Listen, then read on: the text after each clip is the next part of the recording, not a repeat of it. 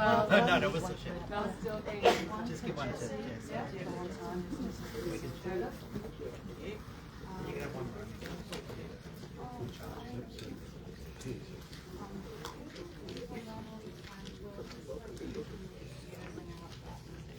Keep it on. Yeah, keep it on, but then I'm so sorry if you do 101, especially like the times against feedback. Yeah, and then you just hold it up to your Like face. eating an ice cream. Exactly. Well, kind of. More like a drinking bowl of water. Thank you so much. Do we press something when we talk? No, just leave it on and then we'll do the rest. Yeah, cool to see. Should we get going? Good morning, everyone. I hope everyone slept well, or well enough, and were warm enough, and had a boogie last night. I actually went for a walk up to the telegraph station at sunset, and it was so beautiful. It's such a privilege to be on this country. My name is Jessie Boylan. I work with photography, video and sound, and also work for the International Campaign to Abolish Nuclear Weapons, ICAN. I'm your facilitator this morning.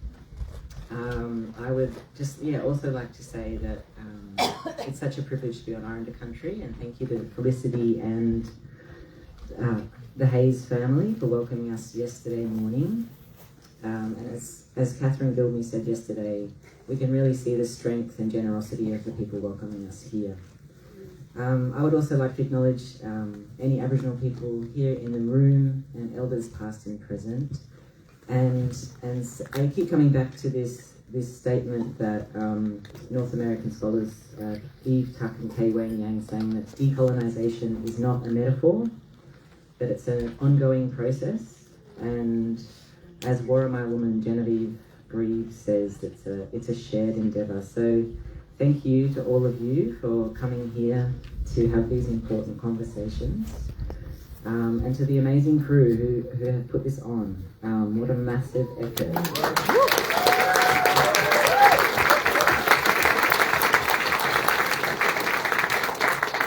So this morning we'll travel many lands where militarism, extractivism, First Nations struggles intertwine, and also where resistance meets.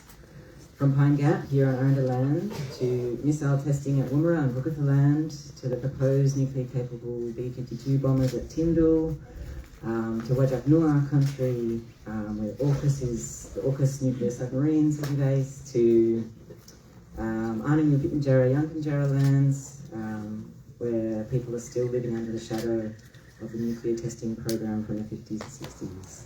And to the halls of Parliament on Ngunnawal and Jabri Country, and to Palestine, Lebanon and beyond. So, no small conversation ahead of us. We're going to deep dive into Australia's entanglement in the US military alliance and what it means for sovereignty, land and community across the continent and overseas. So I'd just like to introduce our wonderful panel. We have at the end, Karina Lester, Yankunytjatjara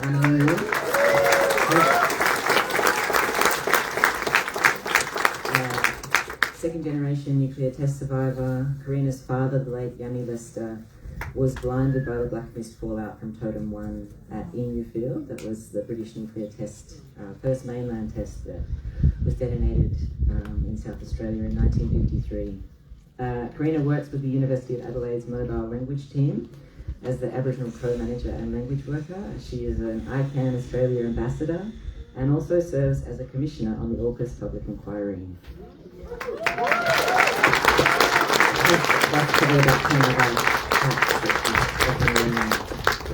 We've got Aunty Sue Haseldine, a Googatha woman.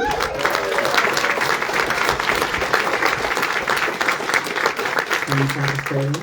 She's been fighting for country, culture and animals for a long time. She's the president of the Australian Nuclear Free Alliance, ANFA, and she's dedicated to fighting for the rights of the planet and future generations against anything and everything that threatens them. She's also a nuclear test survivor and was a child in Koonibba mission when the British carried out nuclear testing at Emu and Maralinga. We've got David Shoebridge. Australian Greens Senator for New South Wales, long-time environmental and social justice advocate, currently holds portfolios in justice, defence and digital rights, is a defender of human rights, and has been outspoken on issues from Gaza to climate justice, challenging corporate power while advocating for grassroots democracy and ecological sustainability. And we have the lovely Rita Jabri Markwell, a human rights and public interest litigation lawyer and public policy contributor. Over her career, she has worked for Muslim, Aboriginal and Stolen Generations advocacy organisations as a ministerial advisor.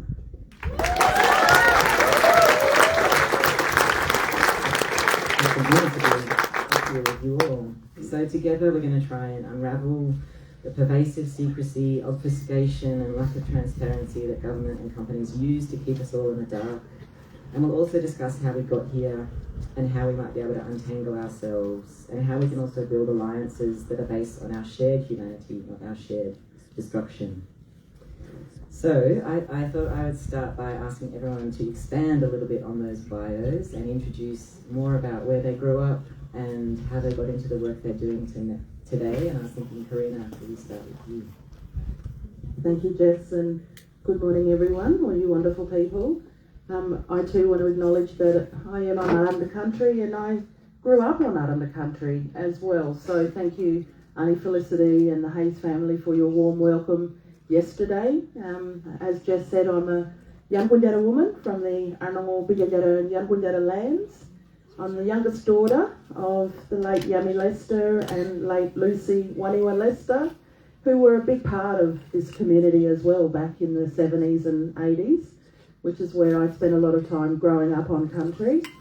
And it was on this country that Dad had sort of pushed hard around the Royal Commission into the British nuclear testing. I know he'd reached out to many of the Arrernte elders at the time, back in the 70s and 80s, on getting guidance and leadership, and also how he started to sort of work down south of the border as well. Yankunytjatjara Country comes into the territory, so you know we've got all these borders that sort of box us in, but I feel part of the Northern Territory because Yankunytjatjara Country is also around the Uluru region as well. So as the youngest daughter, Dad was Dad, but it wasn't later in life when there was a lot of activity happening south. After those tests that took place, as Jess said, there was first mainland test that took place at Emu Field with Totem 1 and Totem 2. Totem 1 was the one that had the fallout over Walyagarra at Wallatina, which is where Dad is now resting, home on his traditional lands. And that was where he witnessed the horrors of that black mist. And he would have been a young boy then, 12, roughly, born in the bush, Dad was. So as a young boy growing up, he witnessed this trauma and this tragic experience and saw what his people went through. By 4 years after that, his world turned into complete darkness. So at a very young age of 16, 17, and I have two young men, boys, that I should say men because they're adults now, one that's 18 and one that's 20, and when they sort of hit that age, I knew that that was the time that when Dad was going through what he was going through as well, readjusting, learning new skills, learning how to live his life in darkness. And so knowing that story with Dad, and then knowing what Nana, Mrs. Brown, Gumwater Brown, Bingangana, like they're all part of that Western Desert Yankunytjatjara community, knowing their stories as well of what they witnessed, and then again pressures of what happened with, you know, governments of the day wanting our traditional lands to be the lands for a nuclear waste dump. And it was probably those late 90s, like I'd already known Dad's stories. I didn't know details of Dad's story, but then I really stepped into that work around when Howard was pushing for a nuclear waste dump at a location in South Australia called Billakalina. And Googatha was formed, and there's probably many of you in the crowd here that remember forming of Googatha. I know there were Melbourne Goongas, Naarm Goongas involved in that protest as well, and that campaign that ran for a couple of years. And that's when I really started to step in. And one of the big messages from there, from Nana Mob, from Nanagambawuranyana, was that it was everybody's issue. It wasn't just an animal issue, it wasn't just a Googatha issue, it wasn't just an Adyamatna issue. For mobs, it was everybody's. I know Nana was worried about where waste was going to be transported to. And that really then opened these other doors for me. And so I've been able to sort of step into these other positions as well. But that's been a long journey, and it's a generational journey in my own family. When I know Nanagambawurra mob were there witnessing this fallout, Dad moving in his direction of, you know, bringing Australia to account, holding Australia to account of what took place back then with the British nuclear testing. And then my bits of work that I do, and as Jess mentioned, I'm an ICAN ambassador. And that piece of work is leading me into the treaty on the prohibition of nuclear weapons. And so there's a lot of doors that are sort of opening, but this ongoing struggle for us First Nations mob, for us Arrernte, from the country that I come from, the need for us to continue to share those stories, speak up strong about those lived experiences as well, because our lived experience is so important in that treaty on the prohibition of nuclear weapons, but so important in reminding our Australians, fellow Australians, and generations this story of what happened, that they actually tested in oceans at Montebello Island, that they tested on South Australia at Emu Field, first mainland test, and then they continued on down to Aunty Sue's country, on Googatha Country, testing nuclear weapons further. And so that's kind of how I kind of stepped into this role and into this work that I do today. And as Jess mentioned, I've just put a hat on to be one of the commissioners for the AUKUS Public Inquiry. So,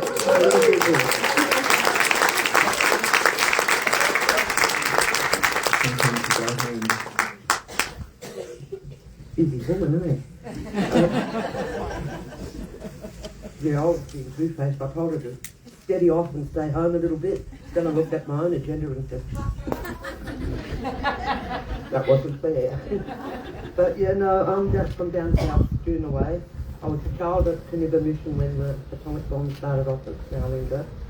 So I don't remember much, but the oldies would tell us stories about what they thought was the Nullarbor dust storm. But it was actually the fallout from the radiation, fallout rolling in on the communities. So I started really fighting when I lost my thyroid, so I didn't know why, cancerous thyroid, and then I went to ANFA, the Australian Nuclear Alliance, and I found out there why, you know, this was hitting our communities. Cancers, heart attacks from the young men, there should have been no reason for. But I started fighting anything nuclear then. I joined ICAN too for a while, but Karina's younger, she can take a lot more. But yeah, you know, now we've got AUKUS and we've got rocket testings, and it's like it never ends. It's one thing after another. The Americans are involved with AUKUS, the Americans are involved with the rocket testing on my country. They're just everywhere. I wish somebody would tell them Yankees go home. But, you know, then we've got the government that totally ignores us, and they work through native title, that evil thing called native title. They've never had consent from our people to, you know, extract uranium to go up and bomb Nagasaki and Hiroshima. They've never asked us consent for anything destructive, because we wouldn't give it. We're peaceful most of the time. We would like to, I forgot to say thank you to the family for that nice welcome too. But I've got an excuse, it's called old age. But you know, there's been no consent for any of this, and it's still going on. The rockets that come back from America to land on my country was deemed too dangerous to return back to America, California. But it's okay for our dumb government to put their hands up and say, you know, drop it on our country. If it's too dangerous for America, it's got to be too dangerous for us. But our government won't do anything. They just hand in hand with anything that's going to make them a little bit of money, maybe. Then the waste time. They want to turn South Australia into the defence state and the waste state. we're going to fight them all the way, because I've got 4 generations, and within that 4 generations, the fallout from Maralinga is still happening, right down to little grandchildren, great-grandchildren, defects, and there's a lot of miscarriages. Like I said earlier, a lot of young men triple heart bypasses at 40. This is unheard of. And I blame the whole lot on Maralinga and the government. And I'll keep fighting for the rights of the next generation. Because if that mob don't care about their kids, well, I feel sorry for their kids, but I care about every one of our kids. And I really want to thank everybody.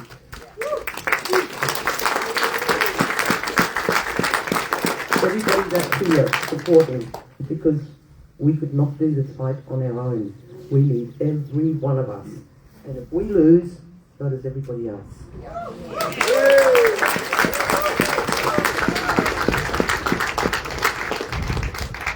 Well, it's not fair coming after 2 exhausting and impressive women like that. But I too want to thank for the welcome. And this extraordinary act of generosity that First Nations people still feel capable of doing. And I think about, from my own cultural roots and connections, if I could have that generosity after the violence and the dispossession, the poisoning that has been repeatedly happening to my country, that has been happening on my country. And that's why I think when we get welcomes like that, let's grab it with both hands, with the gratitude and then a sense of mutual obligation to lean back into it. I grew up in northwest Sydney on Gringo land, and I was surrounded by nature, and it was one of the most magical things about where I grew up. Literally I could run down the end of the street and go off into a national park. And I suppose that love of nature was part of my growing up. It was never political, my family. And I really got my sense of politics when I got my first serious job, second serious job, working for a law firm that acted for the Maritime Union and the Construction Union, and doing the work for them, watching them taking on capital, basically, and trying to get a fair share back and safety. And it was in that work that I first got a sense of the Greens, because I went into the state parliament and I watched the Labor Party and the coalition and everyone smashing into workers' rights. And there was this one party and this handful of MPs who were there fighting the fight for social justice. And actually she's here at the moment, Lee Rhiannon, who I first met at that moment. And I saw her do the fight. And it was at the same time when the anti-war movement was building, the very early 2000s, and then those threads came together for me: nature, social justice, and peace. And that's when I joined the Greens. And I suppose that journey has taken me into state parliament, doing a lot of work with First Nations justice in state parliament. And then in 2022, when the sort of movement sends you into somewhere like the Senate, you ask yourself, well, what's the work you can do there that is needed? What's the work you can do most?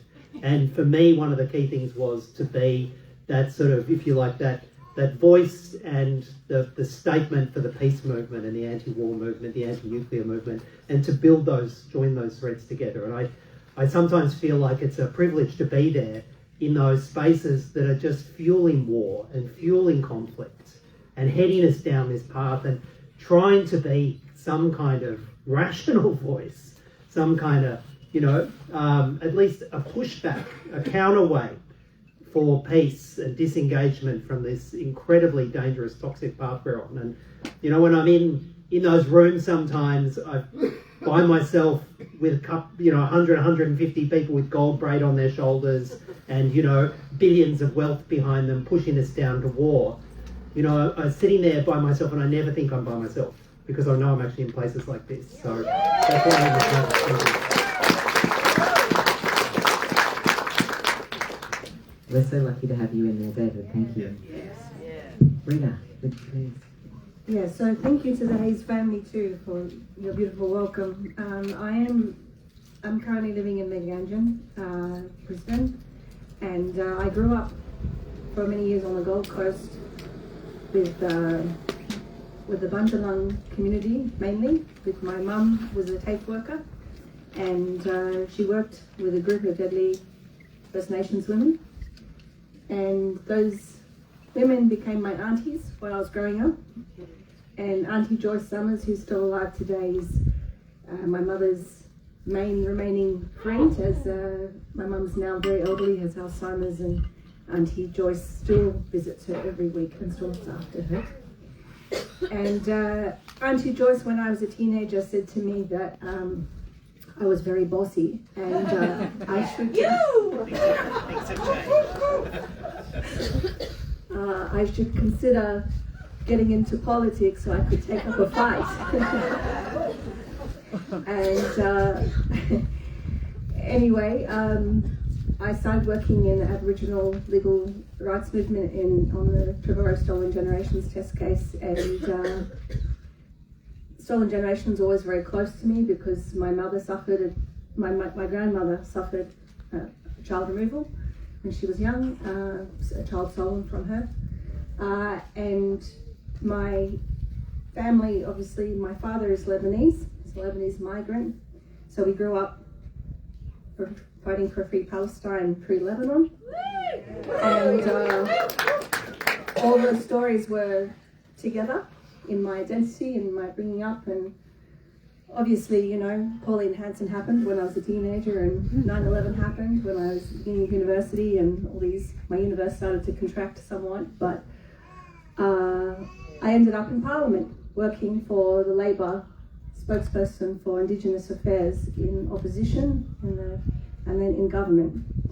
And in that time I worked on the apology to First Nations people and the Stolen Generations, which was the only really positive thing that I feel like I worked on in that time. I mean, there were other positive things that I worked on, but it was also a very difficult time because I saw the violence that happens against First Nations people in Parliament, and I really felt like I was co-opted into carrying out that violence against people who I love.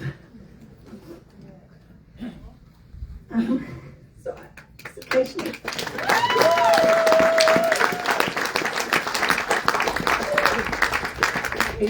when I'm in sittings like this, I do ask for forgiveness from First Nations people. I know I don't need to, but anyway, I'll keep moving on so I can recoup myself and keep talking.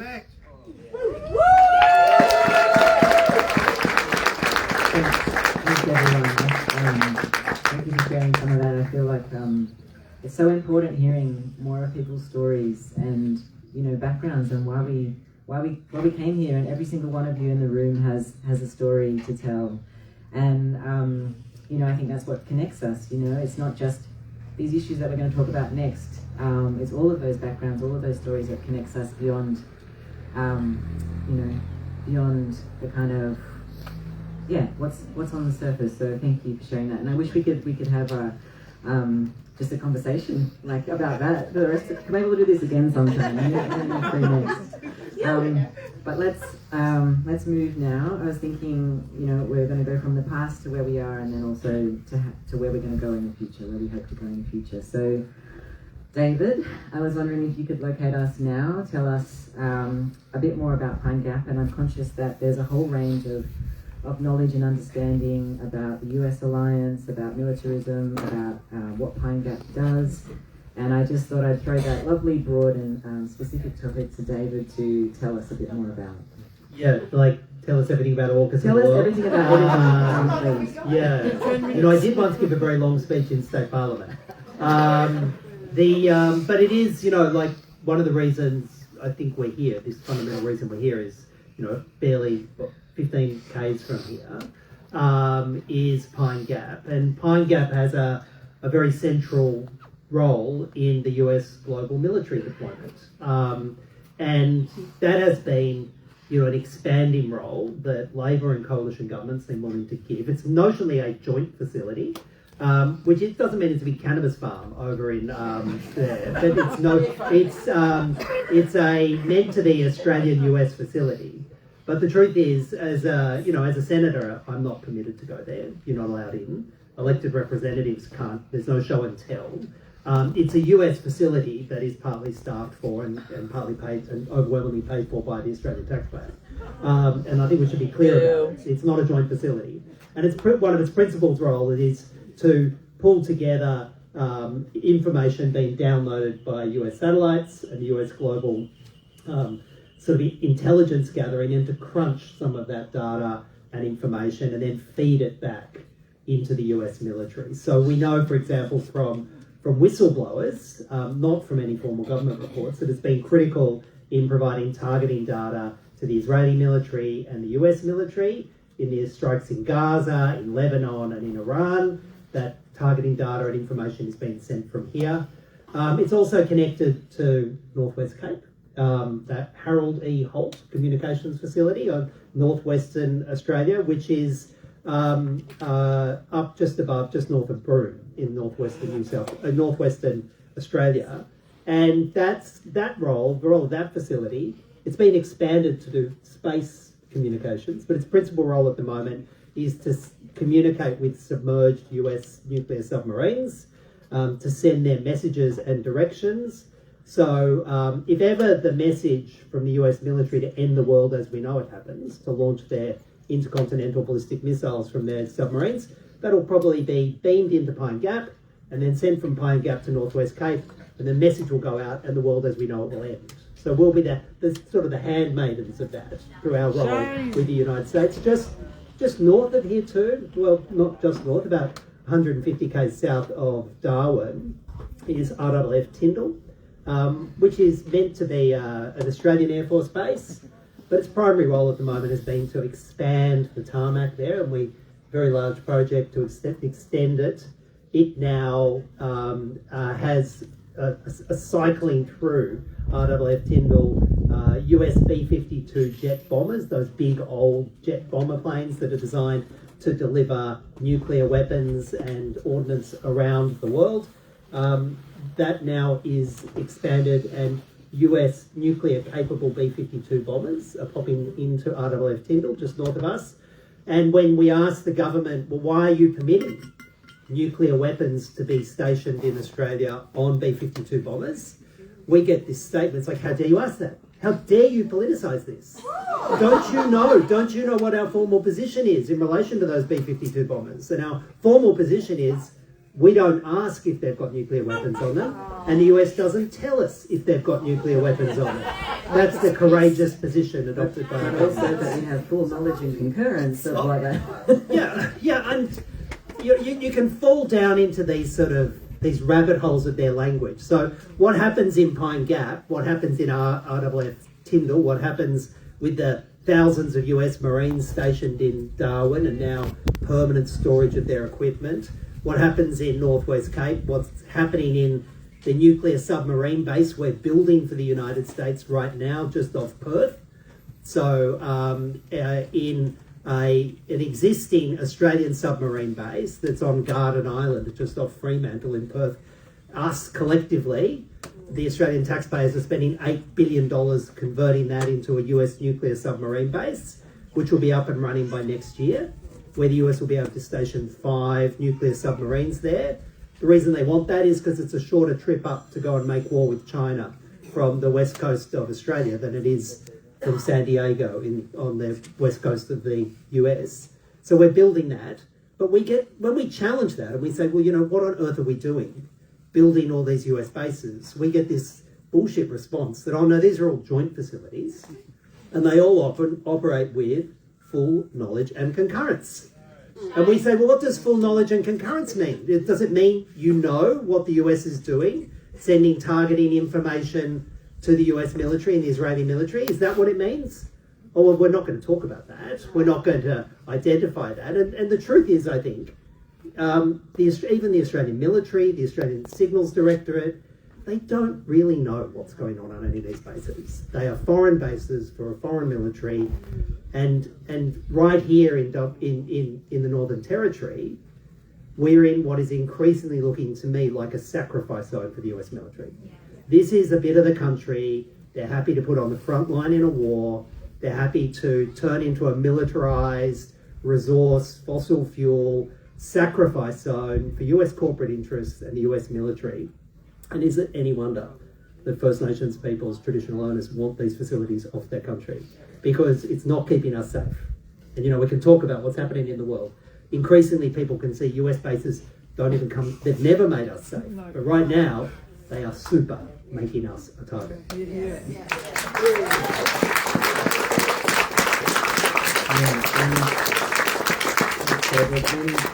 As wonderful researchers, Richard Tanter and Vince Scapatura, who you'll hear from later in a workshop via Zoom, they said the government either knows and they're not willing to tell us, or they don't know, and both are completely embarrassing and utterly unacceptable. So yeah, thank you. I was wondering also, we were thinking about why here. Why is Pine Gap here in the centre of Australia? I mean, I think we can imagine why. A few of us can think about the Terra Nullius continuing, and there's no one there, and it's a big, wide, open space. But are there other, direct counterparts? We've got Menwith Hill in the UK, and the US has more than 700 bases outside of the US as well. So why here? Does anyone want to say? Just listening here, how Trump always says America first. Well, the US can say, hey, don't bomb us, we haven't got anything. It's all over there in Australia, go bomb them. It's like passing off all their horrible, poisonous stuff to another nation and keeping theirs safe. That's what I was just thinking about when you were talking. They haven't got anything to bomb over there, but we got it all over this place. That's scary. And I think we should be clear about, one of the reasons why they're making such an effort to locate this hardware, this material, this military footprint inside Australia, right? And it is because it's the whole AUKUS thing, the nuclear submarines, that whole project is designed to enmesh us in the US military, and not as some kind of equal player, but as literally the 51st state. The phrase they use in defence is an interoperable part of the US military. That's what we're designed to be. That's their official phrase for it, interoperable. But why is it happening in Australia? Well, because the US military planners, when they war game, they have a look at their existing set of bases in the Western Pacific. Okinawa, from Japan to Okinawa, down through the Philippines. They're looking at those bases, and their war gaming are saying, well, they're largely going to be out of action in the first 24 hours because of the increased capacity of the Chinese military. And in any conflict, they're basically going to be gone. And, you talk to those people with US bases in that region, and they are deeply frightened and even more adamant to resist and get rid of the occupation, because they can see that as well, that they are literally the first line of the sacrifice zone. So if they all go, where does the US want to fight its war from? Where does it want to put the new front line? Well, we're here. We are it. And this isn't about sort of US superiority or some, increasing US capacity. We're here because of US relative strategic weakness. And they have decided that they're quite happy to have the front line through the middle of Australia. What I cannot believe, and what just does my head in, what the hell are our political leaders doing and our military doing, volunteering our country, our continent, and this land as being the front line? Fuckwits.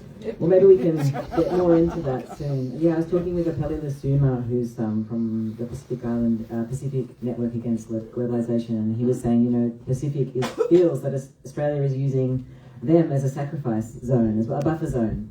First they go through the Pacific and then they come to Australia, so it's this trickle down. And you look at what we've been doing with our Pacific neighbours, like signing up all of these treaties. And overwhelmingly, when we talk, when we meet, when my office, our party, our movement meets with Pacific leaders, their biggest existential threat is climate, right? Yeah. And they want us to keep our coal and gas in the ground. They want us to meet the climate emergency. That's their existential threat. And we go over and meet them and strong-arm them and say, well, actually, the threat you should be worried about, the threat that if you don't help us meet, we're not going to give you aid, we're not going to give you access to jobs, is actually the Chinese military. And we're forcing these bilateral defence agreements on them. And the Pacific have said they don't want the US military, they don't want the Australian military, they don't want the Chinese military. They want Pacific to be a Pacific of peace. And we keep, and even in the most recent announcement, they use the language about, Pacific, the Peace Alliance, or a Blue Pacific Peace Alliance. Our government uses that language, but then co-opts it into a militarized, nasty militarized narrative. And, and that is directly contrary to the call we're hearing from our Pacific neighbours. I was just thinking about more around where are we now, with Rita, Karina and Aunty Sue. Maybe you could talk just a little bit, maybe Aunty Sue, about what's happening on your country now with rocket testing and what you know, what they're testing, or what you don't know? What I don't know is that they don't tell me anything. and that's including the ADF. They're liars. That guy said, oh, your safety is paramount. Next thing, the rocket goes over the top of my head. And I get buzzed with helicopters when I'm on country. I get abused by own mob that are following the native title trail and give us some money and you can destroy everything. They started off telling everybody, Southern Launch that is, that they were going to be testing pharmaceuticals in space. What? So I said, okay, so what happens to those pharmaceuticals when you bring them from that atmosphere back to ours? And, oh, shut up. Don't ask that stupid question. But it's no pharmaceuticals in space, it's war. They're testing, rocket testing, everybody's heard of Thales, German hypersonic, the Canadian VADA, the American VADA. They're the return mob that are coming, and just the warning on the air highway is 6 o'clock in the morning on the radio. Users of the air highway, please be aware of falling space debris. That's the warning that comes through. We get nothing. And when I go out on country and protect country, I'm in danger all the time from them. And the people that come with me, I've got a fantastic group of people that believe in what I do and follow me. And I'm saying, hey, come on, I don't mind putting my life on the line, but what about you young ones? That's what we're here for. And, I don't know how to answer them, but I worry for them because they're in the, they're the future generations. I've lived my life, but I'm still fighting for them, and I'll continue to do that. But as far as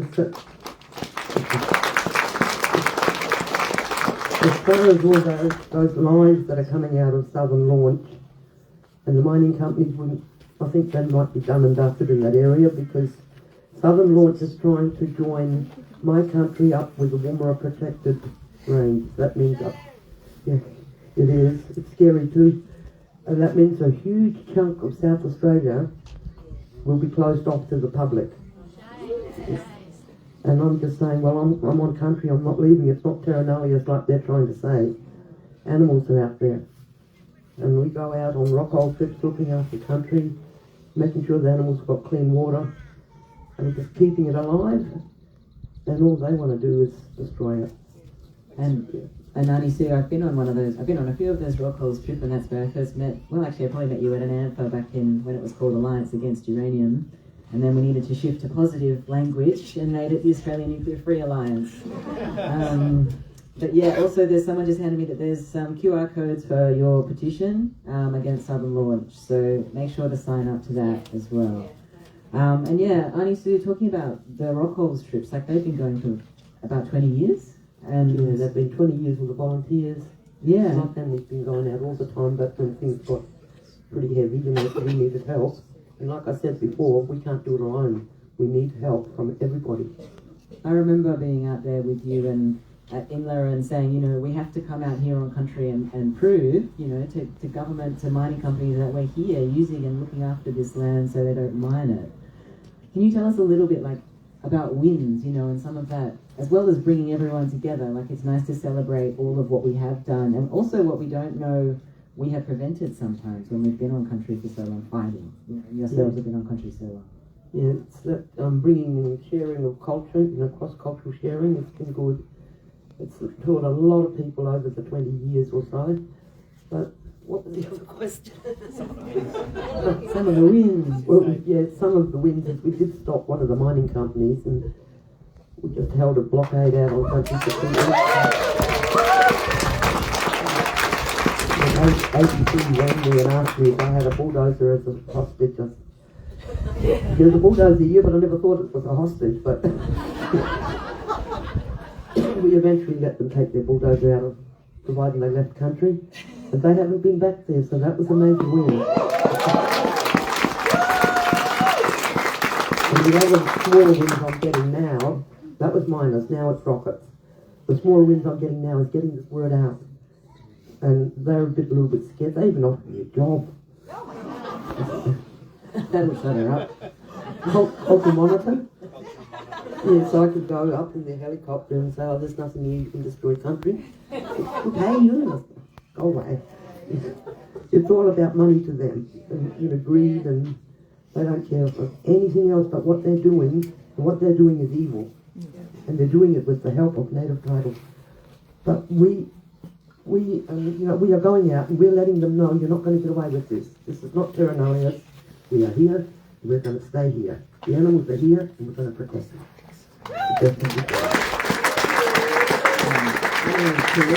You mentioned before some of the fights against waste dumps, and those ones go back a long time with the Googatha Country and connected with Woomera as well. I'm wondering, we've also got the Chandler waste dump that's coming up now. I was wondering if you could talk a bit about a lot of those struggles and all the different ways in which they're connected. Yeah, well, there is no textbook when it comes from when it comes to managing waste. These big smart countries and big players across the globe, such as the US and the UK, have no plan for their waste. That's one thing I'm very worried about with this AUKUS agreement, because Australia could potentially be the waste dump of the world, which is something that we have fought in South Australia. So with Googatha, we were very strong against that, and we were really strong against the knowledge, that cultural knowledge. So shout out to countrymen in this space. We need to keep culture strong. We need to keep our languages strong. We've got roles and responsibilities, and that was really solid in the Arrernte campaign. They were really staunch, those old women who really stood strong against and said, you know what, Howard, you don't know anything about our Wabar, about our Jogorba. We're here to tell you. So that was really powerful for us. That was inspiring for me as a young Yankunytjatjara woman growing up, having those leaders before me to stand really strong. And that's part of the work that I do at the university now, is language work around keeping our languages strong and alive and passed on to generations as well, because that is something that we can hold on, and that government's got no knowledge and understanding about that cultural connect that we have to country. So that was really important for us in that campaign. And then of course it settled, and then it came back up again when Jay Weatherill, our Premier at the time in South Australia, decided to have a royal commission into the nuclear fuel cycle. And so that was a really challenging space. I had to, along with other First Nations mob, push our way and manoeuvre ourselves into the conversations and the space. And I know that we put a few people's noses out of joint, such as Business SA. They were a bit taken back on, we've got First Nations mob sitting around the table, and it was so important that we were there. That came out in the Royal Commission that, just Democracy Co had run that process. There were 300 jurors hand-picked, and we just constantly had to, as First Nations mob, push our way to make sure that our voices were there. There were two forums that we pushed hard for. One was for us to present to the whole 300 jurors, to let them know where we were coming from as First Nations mob. And that was a call out to all our South Australian First Nations mob to come together there in Adelaide, to stand strong and to share our stories and our reasons why. And then there was a funny little process. I called it speed dating, but there was groups of 10, because there was 300, and then they split us up in 3. So I was accompanied with my late sister Rose Lester. Sis was part of it. We were all Yankunytjatjara women in that space, but they split us.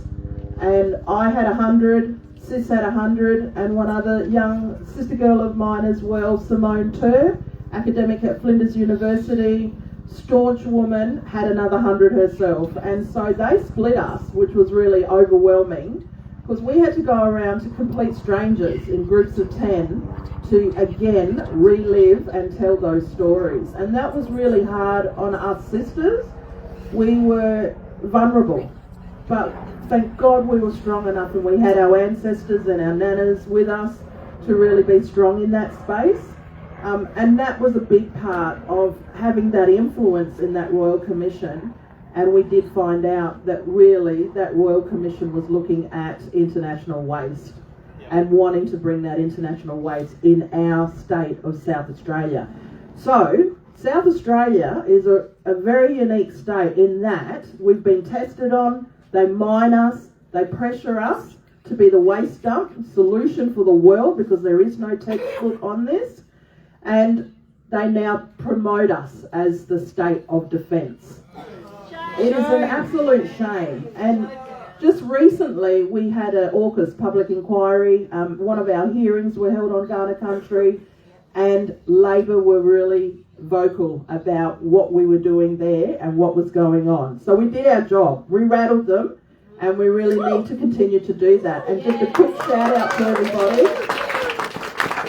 Check out the AUKUS Public Inquiry, put in your submissions because we really want to hear your voices and your concerns around this AUKUS agreement and the very little transparency that they give us, and there's no knowledge of what happened. History repeating itself, secrecy around the British nuclear testing program, secrecy around AUKUS agreement. And I think it's always really important to celebrate the wins because sometimes we know what they are, sometimes we don't know. Like if we hadn't been there, if you hadn't been on country, fighting and opposing, we don't know what would be here now. And think about the Jabri campaign, the wonderful campaign where one of the largest environmental campaigns in Australia, where hundreds of people, thousands of people went up to Kakadu to fight against the Jabri uranium mine in the late 1990s, and worked with traditional owners up there, the Jamie traditional owners, Yvonne Margarula, who called for people to come up and stand with her, and that was an amazing win. But it's also still going. It's only just this year, Jabiluka lease being able to be incorporated into the Kakadu National Park. So it's not over, it's a long fight. These things go for a really long time. And I always remember what Yvonne, she says, the problems, the promises never last, but the problems always do. And so I was just thinking, there's a lot, we were talking, Karina and Aunty Sue and everyone, there's these threads around everything that's going on here, which is around kind of secrecy and lack of transparency and everyday people having to do so much work to find out what is actually happening behind the curtain, behind the veils. And I was reading Kieran Finane's wonderful book about, it's called Peace Crimes, about the 2016 Peace Pilgrims at Pine Gap, and she begins that story by linking three different people's positions in one time. So the people, the protesters who were walking onto Pine Gap, her own sort of place, living in Alice Springs, not really knowing that was happening, and then also an Afghan man called Haji Rees, who was coming to grips with the murder of 15 people in his home by a missile from a US drone strike, and connecting the fact that those three things happening all at the same time, they're also interconnected with what's happening here, what's happening at Pine Gap. And I guess, Rita, I had this question for you. Is there we know that what's happening there has been interlinked, David just mentioned, with what's happening overseas, but is there currently any legal barriers stopping Australian intelligence from being used, or including in civilian sites in Israel, Palestine, Lebanon, or is it just talking points? Or is there any actual policy? And do we know? Yeah, so the Australian government talking point on Pine Gap is we have no comment. We don't comment about Pine Gap. But legally, there's nothing really we can do domestically, and international law is only as strong as the institutions that uphold it. So really we do need domestic laws to put in barriers. Yeah. So no. Yeah. Yeah. Yeah. And David, given that you're inside, maybe banging your head against the wall a little bit, but you're also doing so much work and thinking about, it's so great seeing you inside asking those questions. What is it like for you, trying to hold the government accountable and some of the things that you do get traction on? Yeah, well, I mean, sometimes you go into those rooms and you go into, say, a Senate estimates room where you're asking them defence and foreign affairs for a couple of days on end. And I've got 150 people in there and they are so committed to this project. And when they talk about sharing information, targeting information, security information with the US and Israel, they celebrate it and they really value it, and they talk about how important it is to be in Five Eyes, which is this, intelligence sharing between Australia, the US, Canada, the UK, and New Zealand, as though it's some kind of equal partnership. Well, we get whatever the US wants to give us out of Five Eyes, right? And they give us a curated view of the world based on US interests, and we celebrate just giving them a complete full access to all of our information, and we get back this curated worldview. It is extraordinary sometimes watching it, and we're talking about how this is connected, and I've been making this argument that if you want to know why we have been why the government has been so pathetic and worse, complicit on Gaza, why we keep sending weapons parts into the F-35 fighter jet, non-lethal weapons parts, according to Penny Wong, of course, but why we keep sending and why we send military assets into the UAE, and why we never stand up to the United States, and why we literally are part of that. Well, the answer about why we're so pathetic on Gaza comes back to our toxic relationship, our vassal state relationship with the United States. Because if we said to the US, well, actually, we're going to sanction Israel.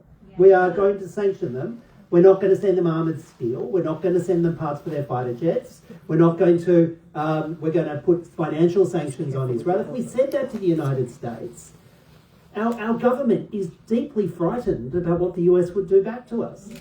And they think, oh my God, they might cancel AUKUS. And I think, well, actually, how terrible. Imagine that. When you go through, and I have quiet chats sometimes with people from other political parties, Coalition and Labor, and they'll say, oh, David, I really respect the work you do, very quietly, I never say it publicly, but they say, if we did this, right, what would the US do? What would the US do? And you can see this fear in their eyes. And so, down there they pretend the country they fear is China. They try not to say it, but the country that they are building all of these weapons for, connecting with the US for, is actually, a growing power in our region. It's part of the world. We have a major trading relationship with it. We have increasingly rich people-to-people connections with China. China is not some kind of perfect state. I mean, it's got some appalling human rights issues. It's building a large military. It's got its own interests. But we also have this, this connection with them. And they're planning to go to war with China on behalf of the US, together with the US, in order to, pacify the US, because at the end of the day, the country they're scared of is not China. The country they're scared of is the one that has a base over there, has Marines over there, B-52s over there, submarines over there, and that's the one they're deeply fearful of. And I think we should recognise that. It's fear as well.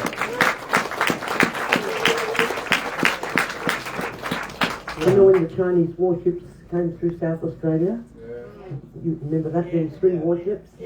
Well, they came up to our country and they timed their arrival right on the return of the first Barda rocket. So we're right there then, and that one came through. So if there's not a connection there somewhere, then I'm done. Just quickly, the distorted narrative we get. We all would have seen the national panic in the mainstream media about a Chinese missile launch that happened in the Pacific. We all saw that. Bad thing, right? We don't want China to be launching intercontinental ballistic missiles. When you look at what our Pacific neighbours say, they say this is really bad. You shouldn't do this. But when you look at what our Pacific neighbours say, they say China shouldn't do this, the United States shouldn't do this, nobody should be doing this in our region, because China's launched one, okay, that we're aware of.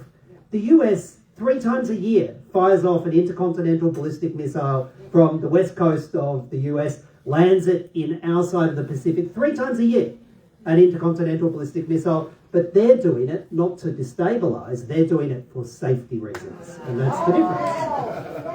I was just wondering, as I said before, there's a wide range of sort of knowledge here, but you talk about, this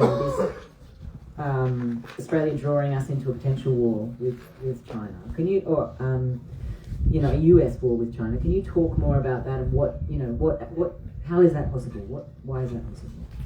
Well, I mean, Richard Marles, in a kind of accidental moment about 18 months ago, and he's not what I'd call a political genius. He doesn't have a great gift of communication, but he accidentally said about 18 months ago when he was asked in a defence forum put on by News Corp, so it was a pretty neutral space, and he felt quite comfortable in that space to talk, and he said, well, look, of course that if the US goes to war with China, of course we'd be involved. We've got their bases, we've got their Pine Gap, of course we'd be involved. And everyone said, nodded. And like, just think about it, right? We haven't really spoken about the submarines, but what is the purpose of us getting a handful of nuclear submarines, right? This AUKUS plan means by the end of this decade, we might have 3 second-hand Virginia-class submarines, 3. And if you have 3, we spent, by that stage, we'll spend about $150 billion. If you have 3 of them, you got one in, refit, one coming back to get restocked. You got one on station, right? So all of this project to have one submarine on station, that's going to keep us safe and keep the world safe. It's crazy. So it's obviously not to keep Australia safe. So why are we doing this? Well, the whole purpose of us doing this AUKUS thing is to enmesh us in the US military so we can never get out of it, to make the project too big to fail.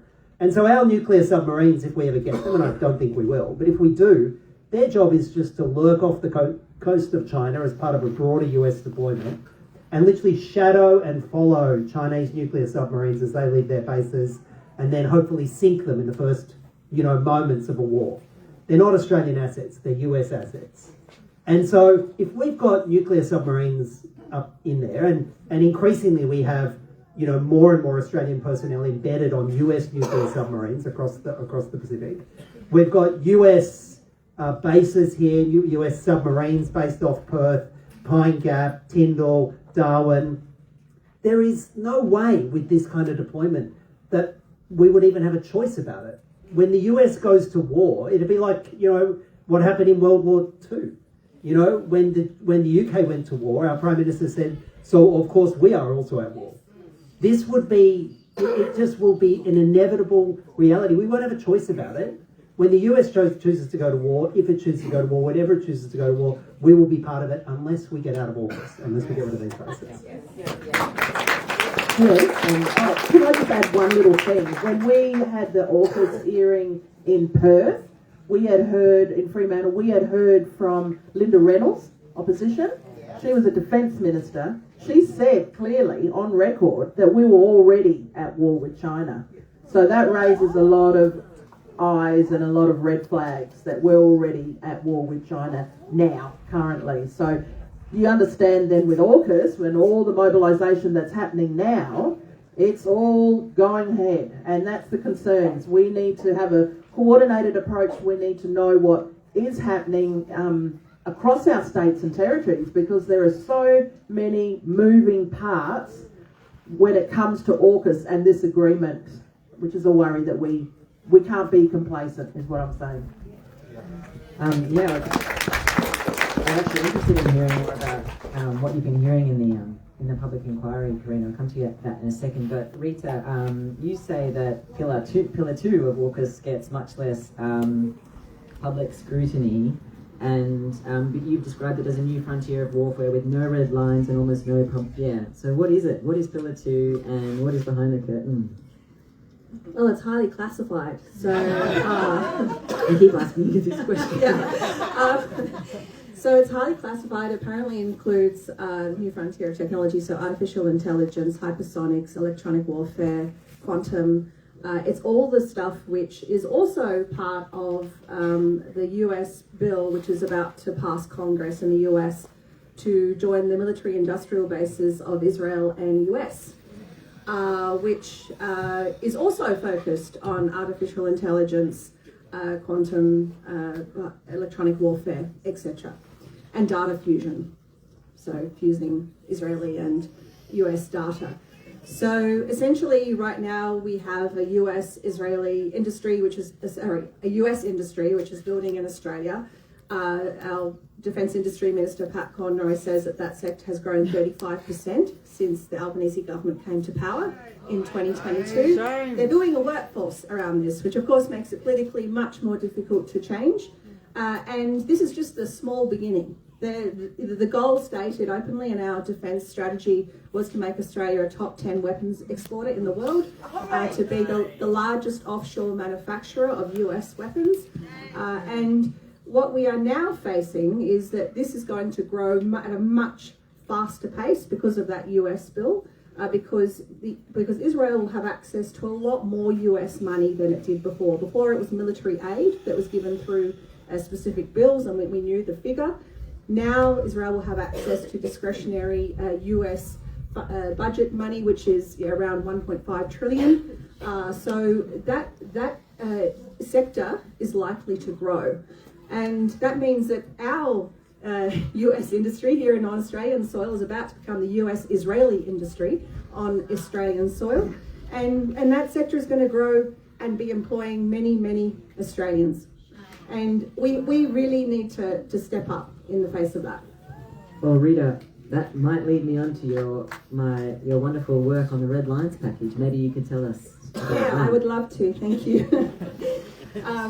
Okay, so, somewhere during this current phase of genocide, me and some other lawyers decided that we had enough of just witnessing what was happening, and decided that it was time to manifest being in government and and to draft the laws that we think Australia needs to have. And hopefully, if this government doesn't pass them, we will all take note and then replace who is in Parliament over time, so we can have a government that will pass this package.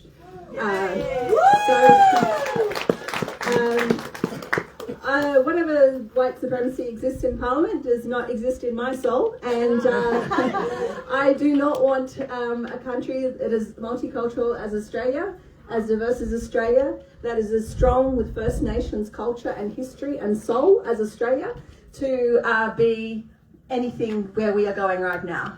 So we are going to be hopefully legislating with the right Parliament a package of legislation that includes 4 bills at the moment. This is, we're going to learn a lot from the introduction of this package. It's coming in September this year into Parliament. I'd like to recognise Senator Lydia Thorpe and Senator Fatima Payne, who brought in the last version. They brought in the last version of this package in the last Parliament, which helped us attract many more lawyers to work on it. And this time around, it's going to have a new face, bringing it into Parliament, and we hope that the Greens will be strongly supporting, because we are strongly relying on the amazing evidence base which overwhelmingly has been built by Senator David Shoebridge and his compelling work in Parliament. And those 4 bills, one is to stop trade with the illegal settlements anywhere in the world. Obviously, there is one particular set of illegal settlements which are recognised as illegal right now. It is to insert amendments into our Defence Trade Control legislation and Customs Act to stop us exporting any sort of military-related goods or services where there's a real risk of contributing to war crimes, crimes against humanity, or genocide. One would think that that's already in our law, but it's not. So that's going to be important. There's also some legislation to stop us funding with our public money, so the Future Fund, charities, our superannuation funds, investing in illegal settlements and in genocide risk.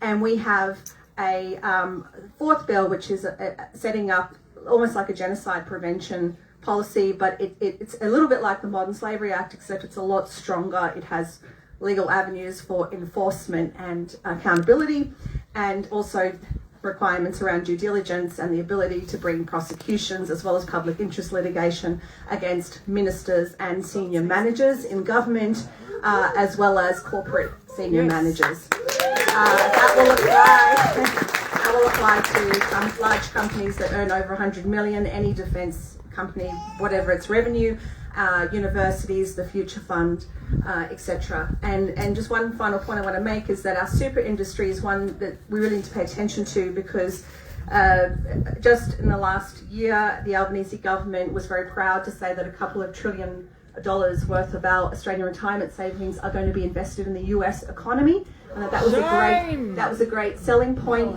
for great proud point to raise with the US government when he was over in Washington. Now, the US economy is obviously quite dominated by military, and their budget, particularly their discretionary budget, is a majority of that is for military spending. So we need red lines in Australia. We need red lines, and this package doesn't say that, you know, there is a genocide there, or we must stop AUKUS. It doesn't do that. All it does is apparently do what we are already doing, which is upholding international law domestically. So I really look forward to seeing the Labor Party strongly support this package.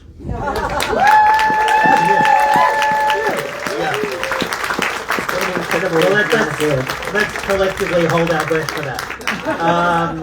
But you know, there's the language that is used in Parliament and on all this stuff is so Orwellian. So the existing Defence Controls Act actually has a set of criteria the minister should look at before approving exports, and one of them is crimes against humanity and war crimes, right? And it was always my assumption before I started doing this work more intensely that meant if the weapons were going to go and facilitate a war crime or a crime against humanity, you wouldn't send the weapons there or weapons parts there. That was my reading of it. But I was wrong, because it turns out that's just a factor you take into account, including with the national interest. And it turns out the national interest can trump whether or not you want to worry about the weapons going into a war crime or crimes against humanity. So absolutely, the way that the laws are drafted are designed to allow for this to happen. And can I just got one other Orwellian thing was in my mind about the 35% increase, and they talk about in our sovereign defence industries, and they talk about this, and was it patriotic nationalism we got from Koonibba the other day? Progressive nationalism? Labor changed the definition of what a sovereign defence industry is about 3 or 4 years ago. Previously, it used to be a defence industry that was owned and controlled by Australians. That kind of makes sense to me. But you see, that gets in the way of us giving money to Rafael Australia or Lockheed Martin Australia or British Aerospace Australia, all these overseas owned subsidiaries, which is really where the core project is. So they've changed the definition of a sovereign defence industry and asset to something which has an Australian ABN. That's it. So Lockheed Martin Australia is a sovereign Australian defence industry. All these Israeli weapons manufacturers that have wholly owned subsidiaries, they're all, you'll be pleased to know, because Labor says they are sovereign defence industries. That is how you get this surge of investment in overseas weapons manufacturers. Yeah, a future blown up in Australia. Well, talking about sovereign defence industries, where we want to offer some kind of ideas about going forward, not just which Rita has done and David does on a daily basis, and Aunty Sue and Karina do every day of their lives. I was just wondering, what can be done in reality in terms of where we're at politically, with our ties to the US. We're only furthering those. What do we hope to see? How can we change this? I might just jump in quickly, just by quickly keeping the conversation going. Like, you're all here. We're all talking about it here. We're all planning and strategizing, and we all go back to our states and territories, and we need to keep those conversations going. We need to be proactive in spaces, like AUKUS Public Inquiries or, protesting at Pine Gap. All of this movement is really a role that we can play as individuals to keep things going. Parts of my thinking as well is around how do we bring this next generation coming up as well to really keep them involved and engaged with this space, which is so important. It's lovely to see children around here. We've got to go back and think. It's got me thinking about how to engage with my mob. How do we get them to be active and proactive in this space, to carry those stories of those old people, to make sure that we are strong on country and language and our culture, that we are keeping those strong foundations there, but we are also challenging the system. And I think we need to constantly do that as well. So, just by being proactive and attending and being part of events like this, but also being mindful of what is happening. Aunty Sue and I will fly down to Adelaide Ready for IPAN National Conference? Ready for the AUKUS Conference, National Conference that's happening in Adelaide as well, on Googatha Country. So being present is where people know that we are vocal about this as well. Yeah, and just keep remembering that, you know, the human cost in all of this, what the government is doing. They keep wheeling and dealing in stolen real estate too. But the human cost is never ending. And it's not just in Australia, you know, Palestine. And when they let off those bombs at Maralinga and Emu and Montbello, the nasty part was they already knew what those things could do because Hiroshima and Nagasaki copped it. So why did they want to, you know, put on more human suffering? And it's just continuous. And if we can all stand together, stick together somehow, wherever there's a need to be there, and concentrate on the human suffering that these people are doing, somebody should remind the police that they're here to protect us as well as the other mob. But yeah, you know, they're public servants, so they are answerable to us, not the American army or whatever, military. But yeah, no, just all stay together, fight together, walk together and speak up loud and clear. And just let the government know and your politicians, whoever they are, you know, maybe write to them, you might get some sense out of them. But with me, I'm just going on country. I've got family at home that are fighting native title, fighting government, you know, fighting in that thing. But I don't believe in the native title system, and I don't believe the government owns my country, so I'm on country. That's it.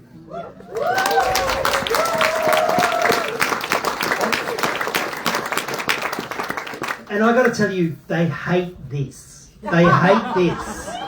They hate anyone saying, actually, we should all have a say in the future of the country. And they think that foreign affairs and defence should be controlled by a bunch of like highly paid, deeply conflicted, soon to get a job in a weapons manufacturer, defence establishment inside Canberra.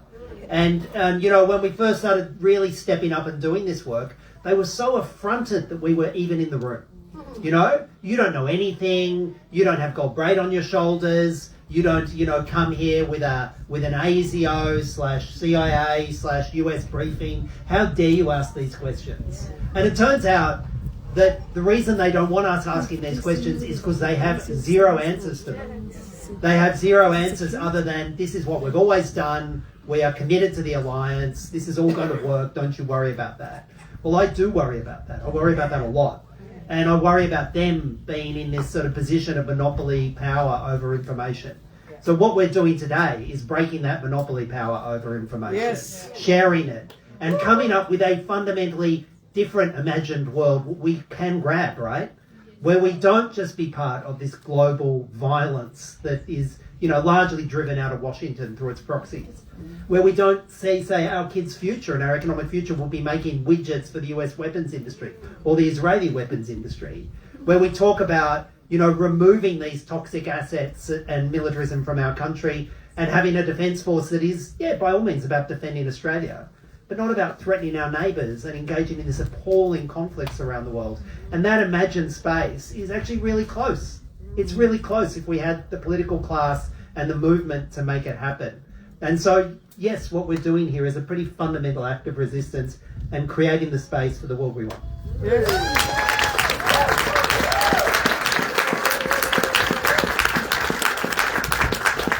sounds like we're wrapping up, but we've actually got a little bit more time, and we're going to go to the floor to ask questions. But Rita, I was wondering if you had anything else to add in terms of what we can do. I mean, we've already offered a lot in the Red Lines package, but and also, can someone grab me my jacket? I'm like shivering. Yeah, we're in it's over there in the green room, which is fancy over there. It's got mirrors and makeup. Thank you. Oh. So the 4 bills that form part of the Red Lines package are already online at redlinespackage.com.au, and there's going to be a launch in Parliament coming up in September when it's introduced. I do encourage you to go to the website and sign up for updates, because there's now a number of NGOs that are on board. If you are connected to NGOs, please also consider endorsing the package. So far, there's I've lost count of how many NGOs endorsed, but the key leaders at the moment are Amnesty International, the Jewish Council of Australia, and APAN, Australian Palestine Advocacy Network. They are pushing for key moments of time for there to be really good grassroots communication happening about the bill, its progress. You know, when it goes to Senate inquiry, and hopefully it goes to a number of committees, for there to be awareness about the questioning that happens from senators at that time, and also to be awareness at the time of vote as to how every MP votes. And then getting that awareness out to every electorate about how your MP voted. Because that really is the only information you need to take away about their position on Gaza and West Papua and Sudan and every other place in the world that we are currently contributing to with our military goods and services. And that's the other beautiful thing about this package, universal. Yeah. Woo! Yeah. Redlinespackage.com.au. Thank you so much. Please sign up for us.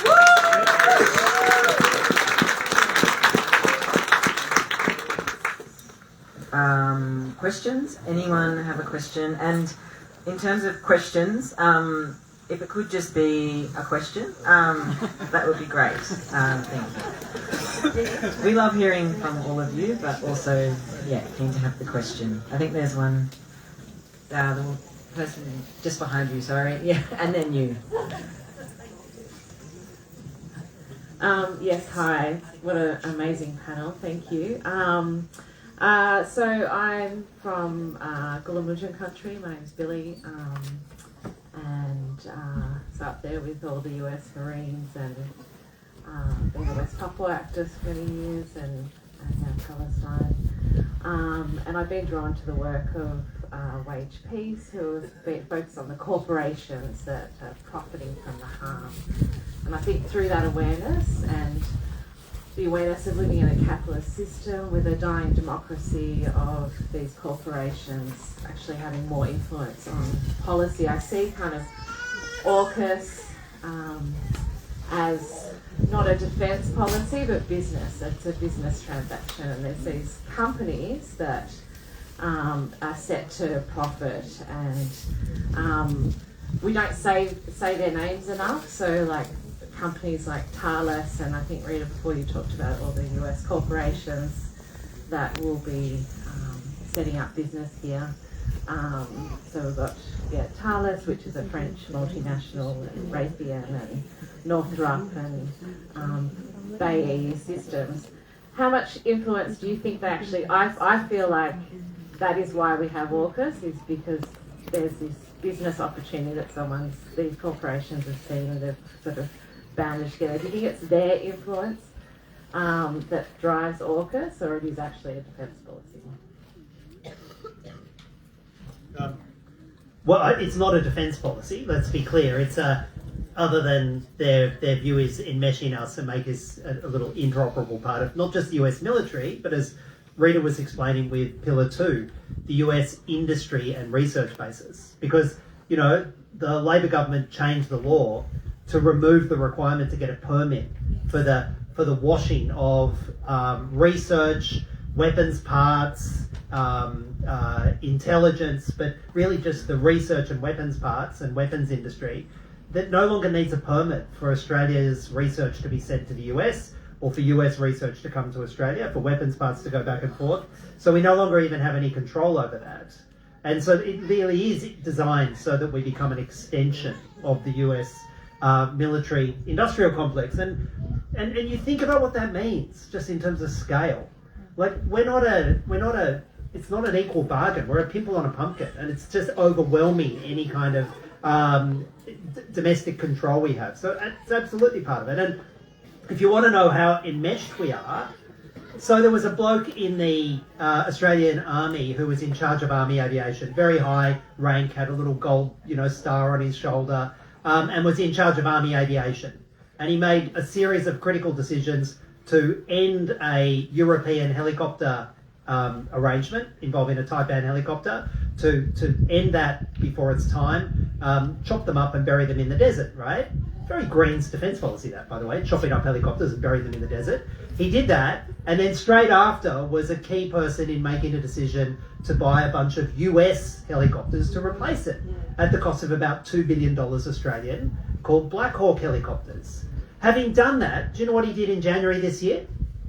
He left the Defence Department, the Defence Force, and within a week, literally a week, went from being inside the Defence Force to being the General Manager, Chief Executive Officer of Lockheed Martin Australia. Guess what helicopters Lockheed Martin Australia make? Black Hawk helicopters. But don't worry, apparently there's some secret document he signed, which means there'll be no conflict of interest. So we can rest assured. And that's what happens, right? Kim Beazley, you know, all of those, pretty much every former defence minister, procurement minister, they go from Parliament into the defence industry. Our Defence Force goes from Defence Force into the defence industry. And when I asked the Chief of Defence about this particular thing, I asked about this guy moving into being the head of the largest weapons manufacturer on the planet, Lockheed Martin, he said, why are you worried? They're part of the family. Did Aunty Barb have a question? We've just got a question here, and then Barb was going to come up next. Oh, yeah. So thanks to the panel. I have a question regarding militarism in the future beyond AUKUS. This idea of defending Australia, particularly for David Shoebridge.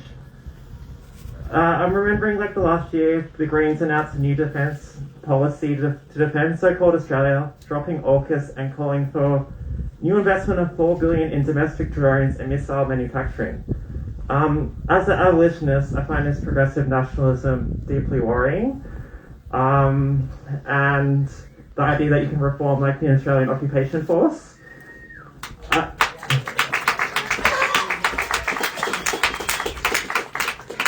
And I'm worried the Greens are shifting to the right under pressure at the moment. In terms of domestically owned production weapons for defence of Australia, I don't know how that's possible. A good thing when this whole continent is founded on colonialism, genocide and imperialism that's still ongoing. So I guess my question is, with the Labor Party already touting jobs and militarism as the new things to revive manufacturing, how can we have any faith in the Greens, given they could vote with the Labor Party for militarism in future following the new policy? Well, I reckon it's a really good discussion point about what do you replace AUKUS with, and how do we get the Australian population, which is what we need, we need more than half of the country to come and join us on this pathway to end our relationship with the United States, our complicity with Israel, our bit part in these appalling global supply chains for companies like Thales or Raphael or Lockheed Martin. How do we get out of that, and how do we persuade more than half of Australia to join us on this pathway? And that is actually the political project, right? This isn't going to happen through a bunch of kind of highly rarefied thinking by itself. We need a persuasive pitch where we get millions and millions of Australians say, you know what, this is my pathway too. I want to be part of this. I want to get us away from the US. I want to stop being complicit in genocide. I want to save, hundreds of billions of dollars and not be part of this AUKUS thing. What's the pitch we say to Australia? And if we said to them as a political party, we're going to completely abolish the Defence Force and remove entirely towards this, that isn't the pathway that I see to getting us there. We need to say to people, well, what would a reimagining of defence be where we're no longer part of these appalling international deployments, where we step away from this, we don't buy these weapons parts and part of this industry. And our policy, we're a four-pillar party, peace and non-violence is a core part, but our policy doesn't say abolish the Defence Force. As much as on one level I would love to abolish the Defence Force, and that It's should not be defence. that should What it is, it's warfare. well, that should be our long-term goal, right? That absolutely should be our long-term goal, to a world that doesn't need defence forces and populations that don't call for them. But if we are going to create the mass movement that we need to persuade people, We need to reimagine in their minds what a defence force could be, to make it about defence, to say actually it's not here to be part of US military deployments, it's not here to project force against our neighbours. And if we do this well in Australia, and we disconnect from the US military, and we stop having these weapons that can threaten our neighbours, and we say to our region, this is what we're doing. We're reimagining our military as a defensive military, and we talk about it like an echidna. We say, we would like you to do this too. And we'd like Indonesia to do it too, and we'd like the Philippines to do it too, and we'd like Vietnam to do it too, and we would like China to do it too. It would be a radical de-escalation of armaments in the region, and a real signal to the world about how you can reimagine defence to be genuinely defence. And then we would have the hundreds of billions of dollars to spend upon the real threats to us, which is climate and injustice and capitalism, right? And so we need a pathway there to get more than half of the public to come along with us. And yes, that the next 3 to 5 or 10 years is not the ultimate goal, but bloody hell, let's come up with a project that we can win, and win politically, and have the mass movement behind us. And I think that's what we're doing. Thank you. I think there's Bob got a question, yeah. Thank you.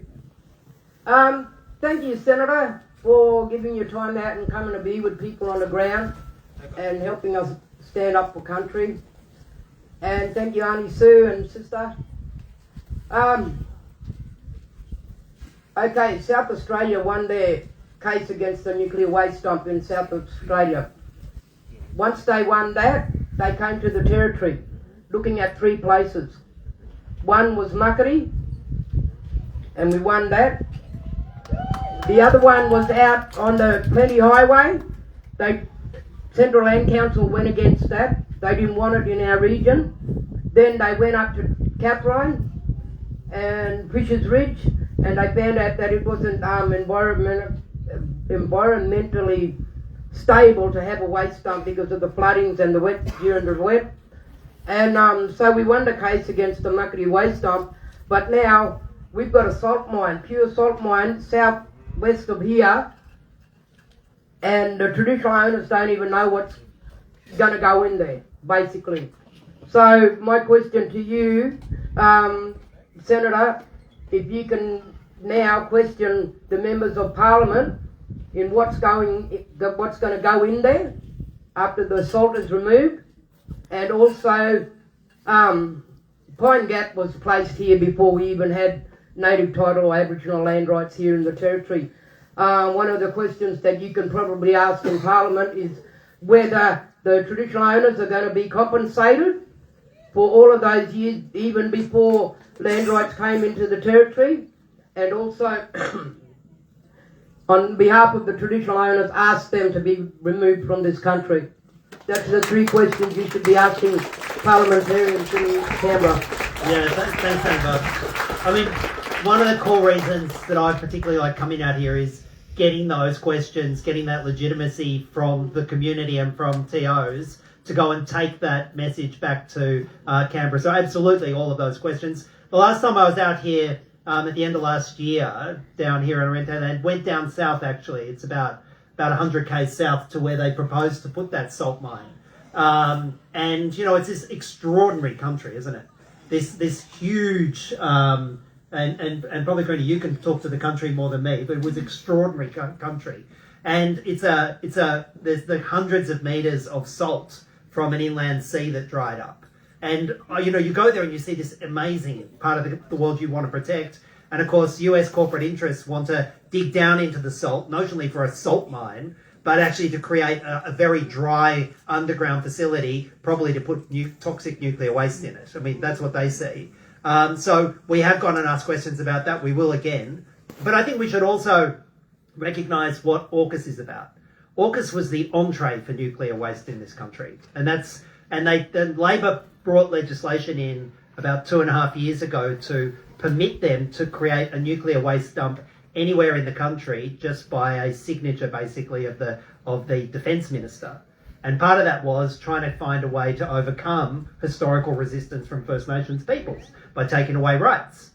And when they brought the first legislation in, and I really want to thank ICAN and others who helped us analyse it, the initial legislation said that not only could it be nuclear waste from Australian submarines, but it could be nuclear waste from any UK or US submarine, anywhere that has been created at any time. And neither of those countries have got a solution to their nuclear waste that they've been creating in the tons and tons since they began their nuclear submarine programs. Like the UK has dozens of decommissioned nuclear submarines, chock-a-block full of nuclear waste, and the initial draft of the legislation said they could have all come to Australia. So thank everyone for joining in with us about 2 years ago, because we forced them to amend it and say they won't take that waste. But they want to put that waste here because they don't have an answer in the UK and they don't have an answer in the US, and we should absolutely join to stop that salt mine being part of it. Absolutely.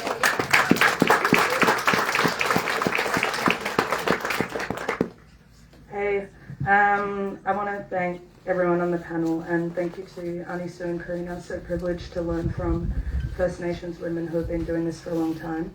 I have a question for Aunty Sue and Karina about native title. I know you touched on this briefly, but I just want to ask you both, how is native title used to undermine First Nations sovereignty, and how does it differ from land rights that were being called for, obviously for a very long time, but around the 60s, and also how does it interfere with consent around waste dumps and nuclear and all that kind of thing? Thank you.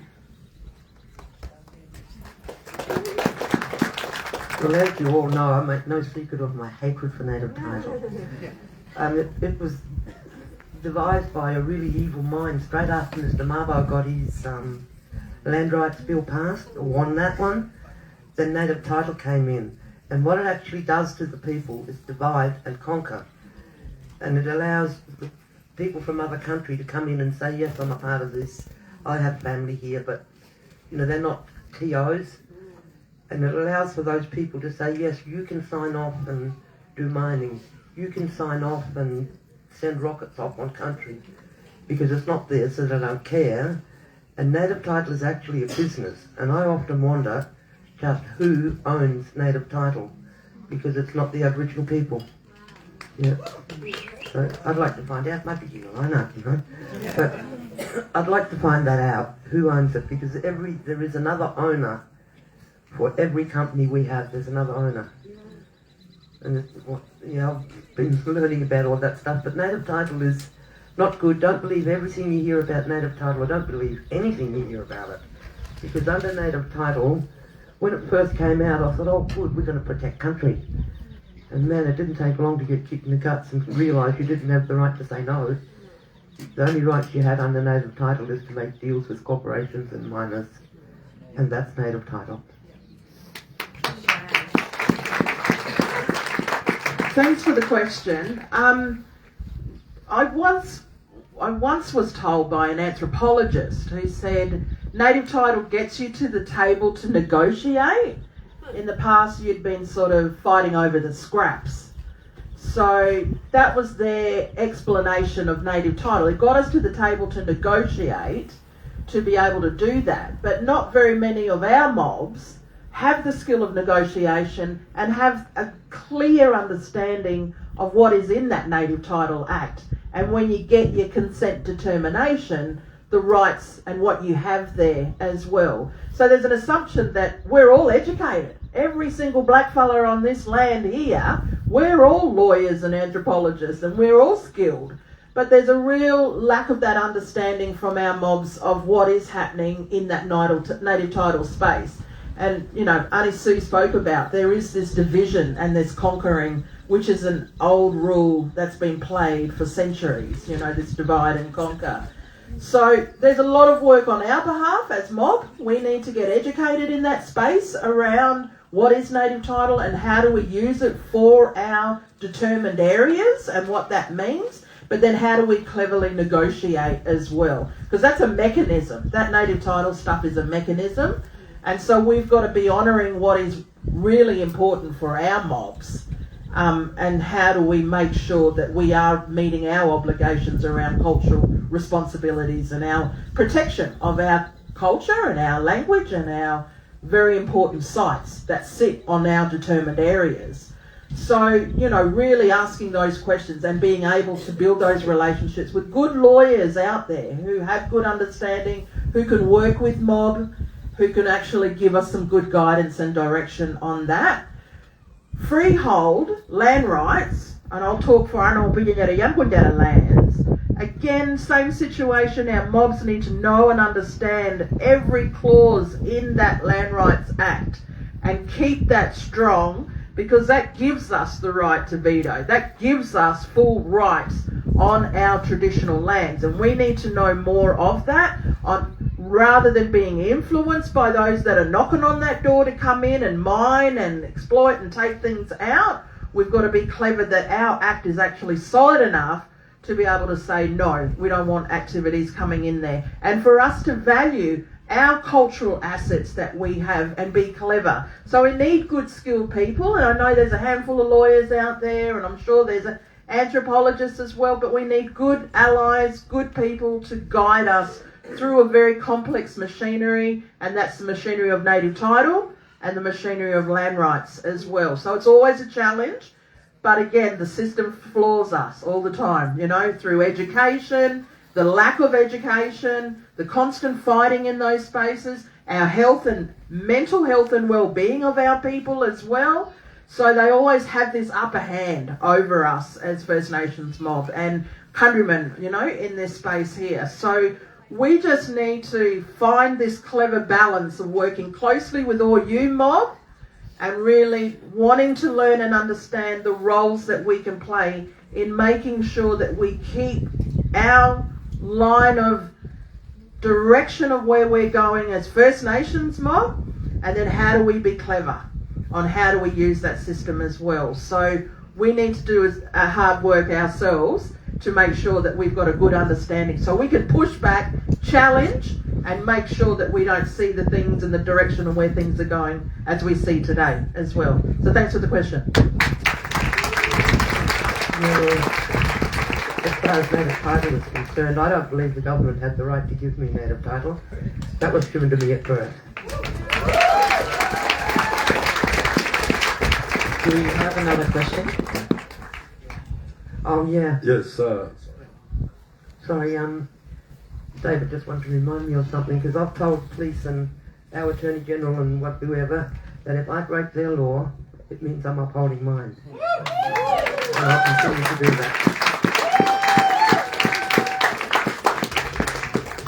yes, hello, my name is Desmond Blurton, Senior Lawman in Borloo of the Bibliman Nation over there in Perth, hearing all yous talk. Thank you very much, Karina, Aunty Sue, David, Rita, and Jesse. Got there. Thank you very much.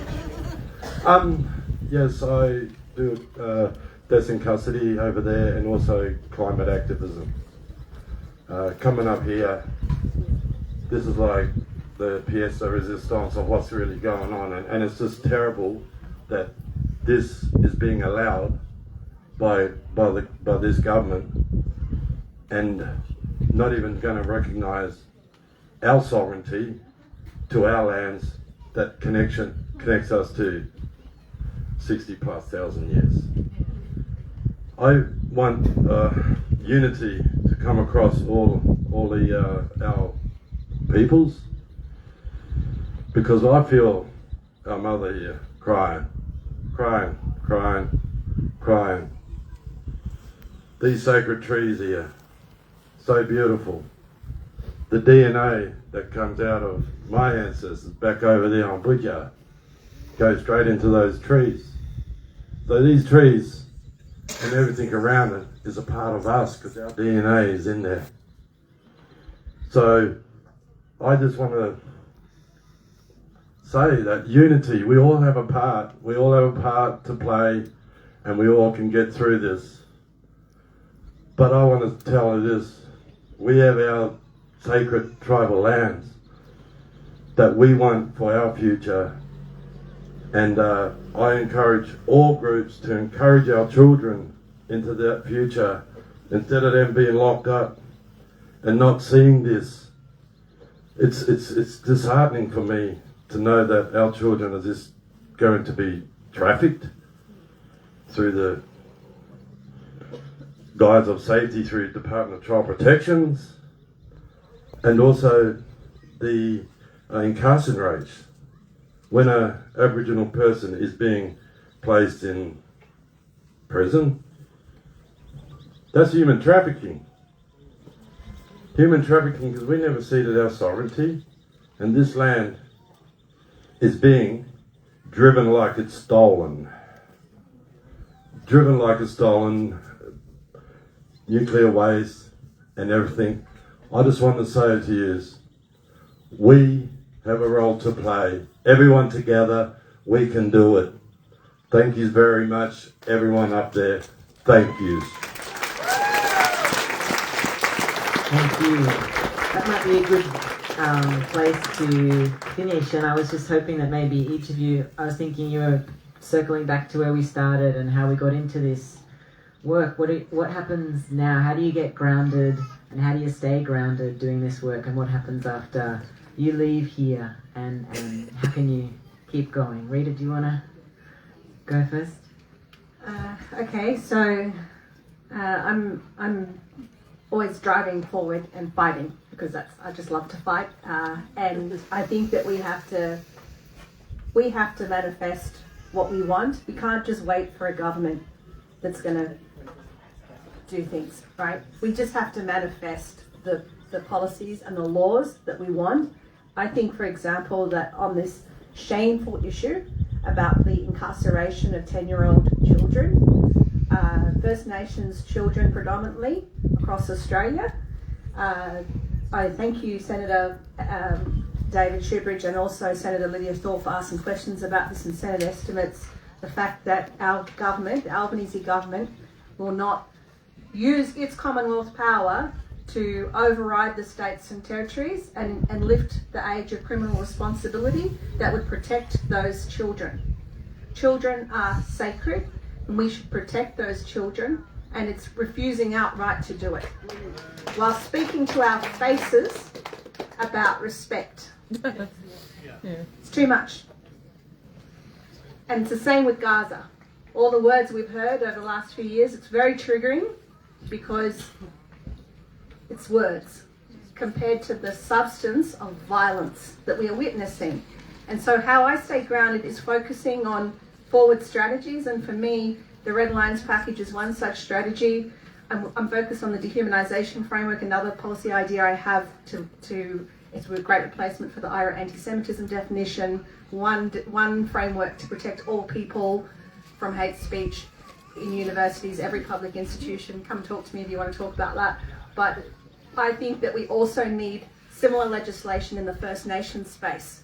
We need legislation to reimagine native title, legislation to lift the criminal, to wipe it away if need be, but to lift the age of criminal responsibility. And then we need to put it into Parliament.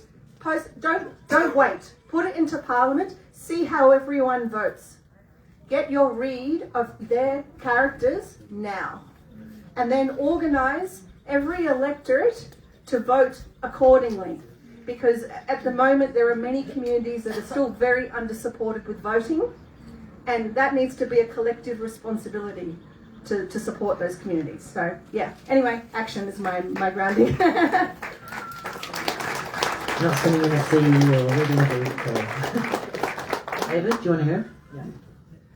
Yeah, well, I mean, coming here is kind of imagining that future that we're all fighting for, and that's what this gathering is about, and hearing from First Nations traditional owners who have that kind of historical, continuing cultural connection about what this country could be and should be. Like, that is actually incredibly important when you go into a place like the federal parliament and ask yourself, well, how can they be missing the point so much? How can they be constantly failing? And, you know, when it comes to being here in the NT, it's such a vibrant, rich, extraordinary place, culturally, environmentally, but it's also the front end, isn't it, of the occupation and the military occupation of First Nations country. You can feel it. You can see the police, you can see the military, you can feel the presence, and you can feel the occupation here in a way. It's, you know, there's a gloss over it in other parts of the country, but there's no gloss on the occupation here in the NT. And I think if that doesn't fire you up to go and say to the federal Labor government, how are you funding the Northern Territory government to do this. 80% of every spithood that's put on a First Nations kid in a jail in this territory is paid for by the Commonwealth. And we say to them, how are you doing this? How do you keep funding this? Why aren't you saying, we will not fund that? If you do that, we're going to redirect your funding, take it off you and give it to First Nations, Aboriginal controlled organisations who might keep kids safe or build houses and reimagine the way this thing works. And that's why we've had a juvenile justice inquiry going around hearing that kind of evidence. We know what can be done in that space. And we know what can be done with AUKUS. There's a provision in it that says you can cancel it on 12 months' notice. Well, let's give it, right? Let's give the notice. This is coming here reminds me that the conversation and the thinking in Canberra is so out of whack. So out of whack with what the planet needs, so out of whack with what our kids need, so out of whack with what First Nations peoples and this continent desperately needs. And I just want to thank you for it, because it actually gives us courage. And I think it gives all of us courage and strength to go back, no matter where our workplace is, no matter where our struggle is.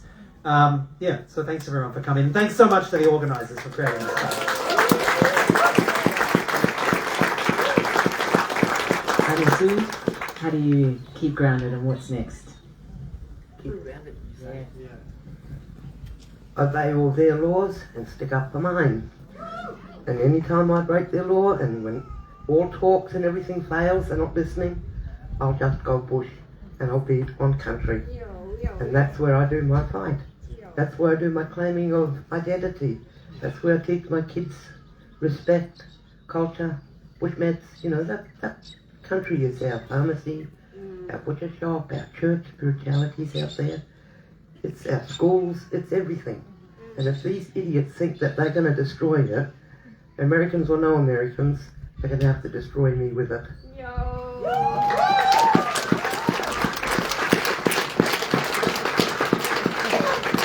I don't want that happening, my Aunty Sue being destroyed.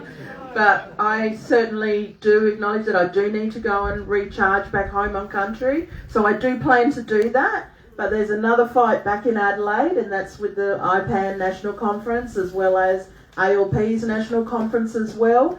I think keeping the story going. Go back to your states and territories. Talk it up here on country. Reach out to your mobs out there as well. And just a shout out to all the First Nations, us countrymen. We've got a little job to do, and that's to go out there and talk with our own mobs as well and give them focus and direction and the valuing of our language and our laws and our cultures as well. And keep that strong and passed on for generations to come as well, because that's what grounds us. Going back to our countries and back to our roots is what will ground us and give us that strength to fight. We need you all as well to help us, because we're only a small percentage, according to the nation. We're a small percent. We need numbers and we need your help and your support. So as David said, big shout out to the organisers and people who have been involved in pulling this conference together. This convergence together is really important. But just put in your submissions to the AUKUS Public Inquiry. Check out that website as well. Have your say in this public inquiry. It's really important for us as commissioners to be hearing your concerns that you have, and the fact that if you are here in Mparntwe, you are worried on what is going to happen there and what Pine Gap's role is. So keep the pressure, keep the conversations going, and take good care of yourselves as well. It's heavy. It's a really heavy space, so take good care of yourselves. Thank you.